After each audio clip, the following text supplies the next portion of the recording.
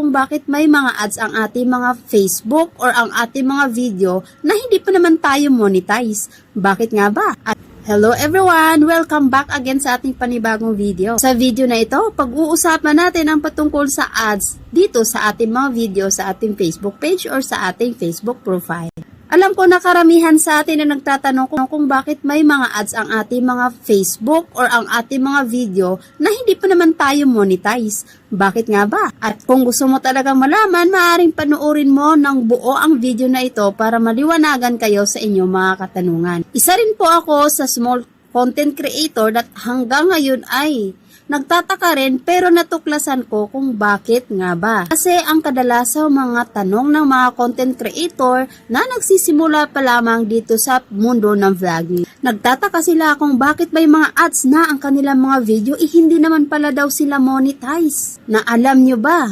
Dahil sa mga ads na yan, ay maaari kang magkaroon ng malaking tsansa para ma-monetize nga, kaibigan. Oo, tamang sinasabi ko. Nagbabasa ako ng mga sulat doon sa mga guidelines ni Facebook. At ang mga profile or ang mga Facebook page na walang mga violations ay nagkakaroon nga ng mga ads even to na hindi tayo monetize pa sa ating mga video or sa ating Facebook page.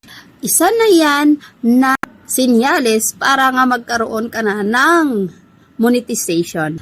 Kaya ang mga ads na yan ay nagpapatunay na healthy ang iyong Facebook page o ang iyong Facebook account. At dahil nga hindi pa tayo monetize at hindi pa tayo kumikita dito sa Facebook, kasi nga hindi pa tayo monetize at may mga ads na at maraming nagtatanong, bakit nga ba may ads ang ating Facebook? At ito lang po talaga ang sagot sa mga katanungan na yan.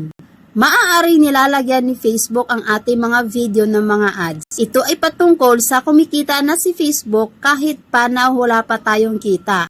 O di ba?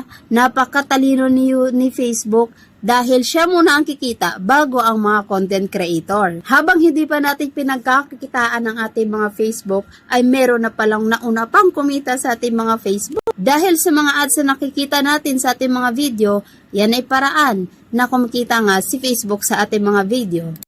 Dahil nga sa dami na ng mga content creator at ang dami din nagsasabi na sana all dahil marami tayong napapanood sa mga vlogger na kumikita na nga sila ng malaki. Pero ito sasabihin ko na dumaan din yan sila katulad sa atin na small lang ang ating mga views or like 50 views or 100 views, ganyan pa rin po ako hanggang ngayon.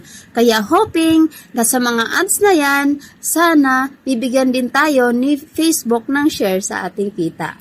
Dahil nga, may mga tiwala tayo sa ating sarili. Kaya, sa mga nag-uumpisa pa lang dyan na mag-vlog, ayan, ipagpatuloy lang po natin, walang sukuan. Di bali na mga marites na magalit sa ating mga kamukhaan dahil sa mundo ni Facebook at sa mundo ng vlogging, pakapalan lang na mukha yan. Kahit na hindi sila sumusuporta sa'yo, yung mga pamilya at kamag-anak at mga kaibigan mo, huwag ka mag-alala dahil hindi ka nag-iisa. Marami tayo, magkapit-bisig lang tayo at tiwala lang tayo sa ating Panginoon dahil siya lang talaga ang magbibigay ng paraan para sa ating pagkamit ng ating mga pangarap. At hanggang dito lang muna tayo mga kaibigan, hanggang sa muli nating pagkikita, maaaring mag-comment at mag-like.